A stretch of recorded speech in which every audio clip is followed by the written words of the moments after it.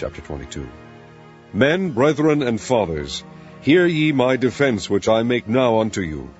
And when they heard that he spake in the Hebrew tongue to them, they kept the more silence. And he saith, I am verily a man which am a Jew, born of Tarsus, a city in Cilicia, yet brought up in this city at the feet of Gamaliel, and taught according to the perfect manner of the law of the fathers, and was zealous toward God, as ye all are this day.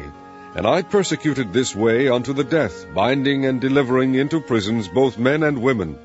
And also the high priest doth bear me witness, and all the estate of the elders, from whom also I received letters unto the brethren, and went to Damascus, to bring them which were there bound unto Jerusalem, for to be punished.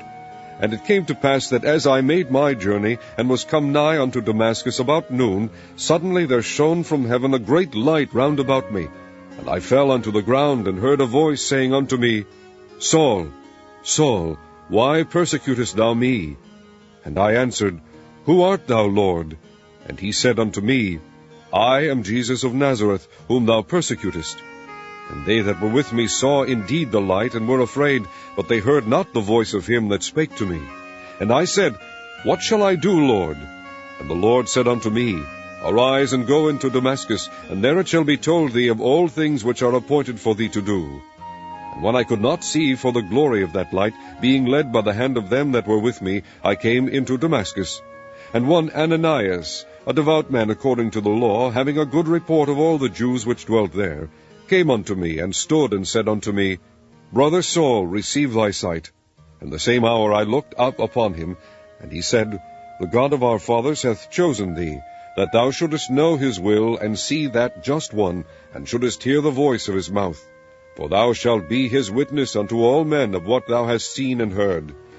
And now why tarriest thou? Arise and be baptized, and wash away thy sins, calling on the name of the Lord.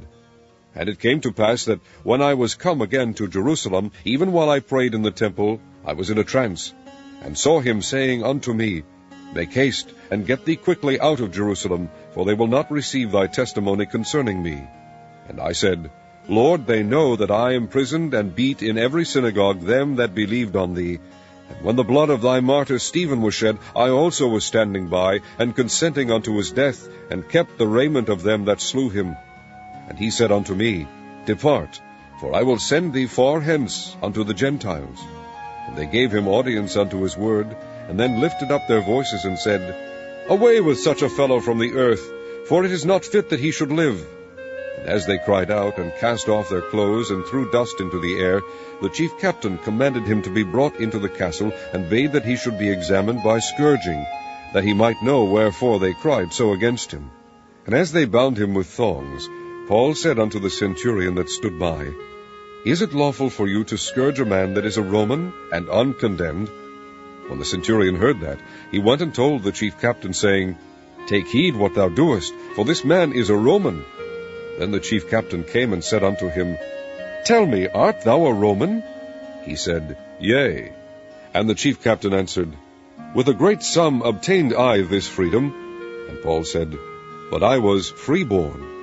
Then straightway they departed from him which should have examined him, and the chief captain also was afraid, after he knew that he was a Roman, and because he had bound him. On the morrow, because he would have known the certainty wherefore he was accused of the Jews, he loosed him from his bands, and commanded the chief priest and all their council to appear, and brought Paul down and set him before them.